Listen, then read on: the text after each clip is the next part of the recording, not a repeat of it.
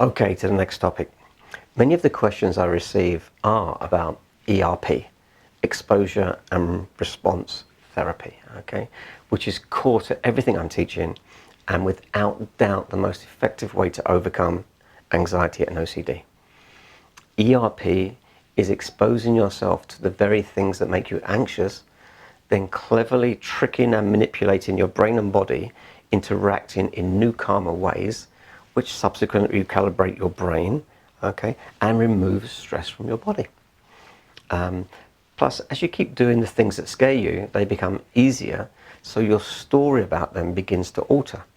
Perhaps from "I can't do that" to "it's not easy, but I can do that." Okay, which of course is a change in your belief system, and your beliefs control what you will or won't try to do. As I've said before, and I'm going to say this for the rest of my life, the best form of ERP is living the life you desire. Because as you do the things you know you need to do, it will probably scare you. However, the more you do them, the easier they will become to do. And this is why having clear intentions of how you want your life to be gives you a roadmap, okay, of where you need to expose yourself to grow, okay, whether that's through job interviews, whether that's through dating, traveling, or whatever you need to do. Now, the common question that I'm asked are things like, John, can you remind me what ERP is? How many types of ERP are there? How can I stop checking my body? Yeah. How can I do ERP when it's so scary? How can I do ERP on a compulsion? And can I use ERP on intrusive thoughts? Now, in one way or another, these answers are built into my videos, which is why I keep asking you guys to go back to the videos and watching them in order around and around. They are structured in a way that teaches you many ERP techniques, and the homework that I propose usually points you towards tasks that will push your buttons, which of course is exposure therapy. And as you do this work, acknowledge that anxiety and OCD will always try to sabotage you from any efforts that you might take to do the exposure therapy. It'll say things like, "Oh, that's too scary," or "you don't have time," or "that won't work," or "John obviously doesn't understand what you're going through," or "well, it's just the way I am, so there's no point trying." These are OCD sabotages. And that's why I'm asking you to build ERP into the way you live your life. Become braver, allow vulnerability in, be scared but do things anyway, doubt your thoughts, ignore your feelings, take whatever action is required to move you forward in your life, regardless how you feel about it. So one more time, okay, because this is so important. Exposure and response therapy is the conscious decision to always be tricking, okay, the body back from conditioned sympathetic fight and flight responses to the parasympathetic rest, digest and repair state by talking softly, gently using breath work, okay, and visualization techniques, okay, that with repetition desensitize the brain's amygdala and the body's startle response, okay, and that feed the unconscious brain's RAS with a clear set of intentions for what you want to do and what you don't want to do within your life. And if you make, okay, this your priority, your life will rapidly change. Who will you change into? Who knows, okay? You know, how can you know? Let's do it and find out what happens, okay? But at the moment, you're anxious, let's just see what happens. So, how many types of ERP are there? Well, there are hundreds and hundreds, okay? Plus you can mix and match them until you can discover whatever works for you. Yeah? You have to experiment. But let's do a basic recap. If you remember back in video number 3, your body responds to your thoughts, okay, and your movements. So though you can't change your unconscious internal dialogue, you can talk over the top, slowly and softly, okay? And you can sag your body, even if you're scared. It's the starting point. In video 8, I taught you the tapping, okay? And if you haven't explored this, and if you aren't using it daily when you get anxious to calm yourself down, then you are missing a golden opportunity for change. And if you're not getting anxious each day, then you're not exposing yourself to life enough. Then we have the tapping each morning to pre-worry, okay? And each evening to de-stress, to de-stress ourselves, which I outline in video 14. And if you're not doing this, then you haven't even begun this course yet, okay? And I know doing this looks stupid, I know it seems silly, but that's why I spent the first half of video 8 explaining to you why it works, teaching you how ERP works, and why it's the most reliable way to uncondition your conditioned anxiety and OCD responses. Then I taught you diaphragmatic breathing, okay, in video 11, which invokes the parasympathetic rest, digest, and repair responses, okay. In video 15 part 2, I taught you how to go looking for landmines, trapped stuck energy in your body from past traumas, okay, and how whilst in a calm state we go back to the very thoughts that scare us, we agitate them, then learn to relax, okay, as the energy flows out of us, and we keep our focus on the energy and out of all the stories. And if you're still scared, you just talk softly. I accept this. I accept this. I surrender to what's happening. And we just allow this energy to escape from us. I built clever ERP routines for you into 4 hypnotic audio recordings. I hope you've managed to listen to them maybe 5, 6, 7, 10 times. Okay? Remember, this is all about repetition, repetition, and more repetitions. Those audio recordings work wonders on your unconscious mind, especially if you use them each night as you drift off to sleep. There's a lot of suggestions in there, and there's a lot of reprogramming going in there that will safely make changes to your unconscious mind. Even me teaching you about warriors, settlers, and nomads, it's exposure therapy. Okay? When you step into the warrior aspect of your personality and say no to a person, okay? The first time it feels awkward, the second time a little bit easier, and the third time, well, it kind of feels okay. You just get used to exposure therapy, and it works by updating your brain and your body's responses. When you step into nomad and become a little bit more playful, do some silly things, fool around, this is exposure therapy. Remember, as I said before, lots of people with OCD have difficulty being playful. They have difficulty looking stupid, letting their hair down, okay? And these are new things that we need to experience and step into. Will it make you feel awkward? Yeah, but you get used to it. You let it go. What you can do is gently expose yourself to these practices until they become more normal and they become your new behavioral repertoire. It broadens, which is obviously a good thing, so you can go out and do more things with your life. Is it easy? No. Is it worth it? Absolutely. Will it take lots of effort? Yes, it will. Okay. And will your OCD try and stop you? You bet it will. So the new intention, okay, the new attitude becomes, though ERP is scary, I won't let my OCD win. Otherwise, I'm going to always have OCD. And if you end up saying, well, it's so scary, I just can't do it, well, then you're going to have to accept that you're going to always have OCD. And if you come to that point, you ought to ask yourself, is there a secondary gain I'm getting from keeping OCD? Such as not having to leave home or not having to get a job. Or if you did get work, you might lose some sort of financial benefits. And ask yourself, when I program my OCD out of me, okay, do I have the right skills to get on with living my life? And I'd say, if not, start working on developing those skills now, as well as the ERP, or as a part of the ERP, to go out and learn new things. Will it scare you? Yes, it will. But that's good because it's ERP in action. Now, I'm sorry to be so blunt, but somebody has to tell you the truth.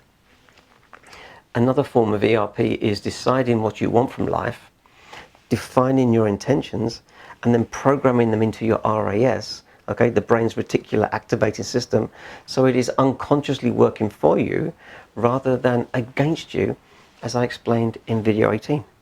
And if you're not exposing your RAS to clear intentions, then you're missing out on one of the simplest yet most powerful ways we can help ourselves. So my advice is to go back to the videos that I've mentioned here and to look at them with new eyes, knowing that exposure therapy is the key to your recovery. Now, there are a few questions that keep coming up specific to OCD that I feel that I need to clarify. The first is, what is it that I'm trying to achieve by not performing the ritual or the compulsion? Well, you're learning to be okay with the feeling of discomfort, and you're practicing not giving the OCD thoughts any meaning by training your conscious awareness to not be hooked by the unconscious thoughts or the body's fears. Okay, you want to check the door. Okay, but the door's locked. But because you've already done it once, you sit with the discomfort. If it gets too much, you do some tapping to calm yourself down. You soothe yourself with a positive dialogue. Okay, you start a new conscious dialogue over the old scary one. And the old scary voices are saying, well, what if somebody breaks in? Okay, and you're consciously saying, I'm learning to trust myself. One check is normal. I'm safe. This is how I want it to be. And please acknowledge that ERP is not about stopping the thoughts or the feelings, but about becoming more comfortable with them and learning to ignore them, to ignore the feelings and to ignore the out-of-date stories and the disproportionate events that they evoke. Now, my second observation is about doing ERP on intrusive thoughts. Many therapists, especially CBT trained ones, tell you to keep running the scary stories, keep running the scary thoughts. So if you had thoughts about harming people, you should exaggerate them and try to make them worse. Now, I don't think that works, okay? Because in my world, the more you think consciously about something, the more it becomes ingrained into your unconscious brain. Not that you'll do it, but you'll keep thinking about it, because the loop becomes a well-trodden path. So my advice for horrible intrusive thoughts, pure O type stuff, I would recommend that you consciously start a new dialogue over the top of the unconscious unrequested ones. Let's give me some examples. The unconscious thought is, I might stab my family, okay, while they sleep at night. And the conscious story that you talk over the top becomes, I will always love and protect my family. I'll give you another example. What if the thoughts say something like, what if you say something sexual? Or what if you touch that person? Then your conscious dialogue over the top becomes, I accept that deep down we're animals. However, I don't need to act on any of those evolutionary animal tendencies. I never have and I never will. I possess integrity and I respect others and I trust myself. Can you see what I'm doing here? You're not arguing with them. You're not trying to make them worse. You're trying to learn to just let them be, and you put your new intentions over the top. You talk about how you want to be. It's very, very powerful. Another familiar comment is, I still struggle with resisting some compulsions because something bad might happen to me or somebody I love if I don't complete that compulsion. Now, it's really hard to debate this point with an OCD individual, because no matter what you say, they'll just say, yes, but what if I didn't do my compulsion and they got infected and they died? And you can't really argue with that. But what you can do is remember that OCD uses the strategies of a child, a little 8-year-old. These are the things that a child would say. You know, like, I don't walk on the cracks in the pavement because it keeps my family safe. Can you see too that you are unknowingly taking responsibility for the health of a loved one when they may not be bothered to the same degree as you are? You often see this with the people who need to clean things. They say, well, if I don't disinfect everything, that person I love might get sick. But if you ask the other person if they're worried about getting ill from a not disinfected thing, they say, well, not at all, doesn't enter my head. Therefore, unless your level of concern matches their own level of concern for themselves, then you are inflicting your childlike OCD fears onto them, which is neither fair nor loving. It's actually quite controlling and rude. Your OCD is masquerading as you being caring, when really you're being manipulative and probably quite annoying and certainly very childish. So in these instances, I would suggest that you protect them only to the degree that they would protect themselves. Okay, this should be the measure of your responses. Anything greater than that, then this is just your OCD sending you on a merry dance. Now, I've also had many questions about when to use each type of ERP. So, and there's no answer to that question, so I'm going to give you some basic guidelines. In the beginning, when you start, it's all about learning to calm yourself down. So the tap in, the breathe in, the sag in your body, the gentle internal dialogue, these are the great start points. You get anxious and you calm yourself down, okay? Once you can calm yourself down, then you begin to do the basic exposure therapy via the tap-in to visualize your fears and then calm yourself down, like I talk about in video number 8. And this begins the process of you learning how to retrain your amygdala. Once you've done the visualization side of things, you can then step out to do the actual compulsions in real life, to touch the things you don't want to touch or resist the things that you need to resist, okay? You do the very thing that scares you, or you stop doing the thing that calms you down. It makes you anxious, you learn to sit with that discomfort. And you learn to sit with that discomfort for longer and longer periods as you do more and more of the exposure therapy. If it gets too much, go to the tap-in or whatever techniques work for you and calm yourself down. And then you start again. And then you start again. And then you start again. And you sit with it for longer and longer and longer. And once you get better at resisting the urges and the compulsions, you choose bigger and bigger challenges that push your button. And as I've said before, remember, the goal is not to stop the thoughts or the anxious emotions. It is to become more competent at accepting and ignoring them, sagging into them, surrendering to them, keeping your conscious awareness off of them. People without anxiety, they still feel uncomfortable doing new things.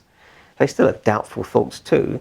They're just okay with them, right? Because getting on with their lives and taking action is more important to them, okay? Because that's the attitude that they've chosen to adopt. And once you start doing this, okay, you can then move to the next level, which is looking for the landmines, looking for the repressed traumas, okay, which I outline in the video 15. And finally, you advance to the bigger letting go techniques, such as the walking meditation that I teach in video number 23. Now, what is good, okay, is I've known many a person who, when they started to face their ERP head on, within just a day, okay, they could really handle great volumes of discomfort. And they even makes them laugh at how the drama they used to do, okay, because actually suddenly it's all right with it. I don't like it, but I can sit with this, okay. And for some people, this whole thing can just change in a second. You just, oh, okay, I can sit with fear. All right, fair enough. Oh my God, what a change in attitude. It's really worth playing around with this. Another question is, often asked is, could we use rituals or compulsions in our favor? And this is an awkward one, okay? And the answer, of course, is a kind of yes, okay? In its simplest form, you can be obsessive about things that take your life in the direction you want it to go. I'm a little bit obsessive about answering questions in my Patreon site and making these videos. Yeah, and it's taking my life where I need it to go at this phase of my life, okay? Or you could become obsessive about fear and control and remaining stuck in all of these loops that you have. The choice is yours, really. Another way of looking at it is, if the compulsion is stopping you from living the life you truly wish for, then it's not in your favor. Therefore, don't defend it, okay? And don't try and justify it, okay? And see if you've got cover stories that you're using that allow you to trick yourself into thinking that this is the right thing to do when you know that it's keeping you stuck.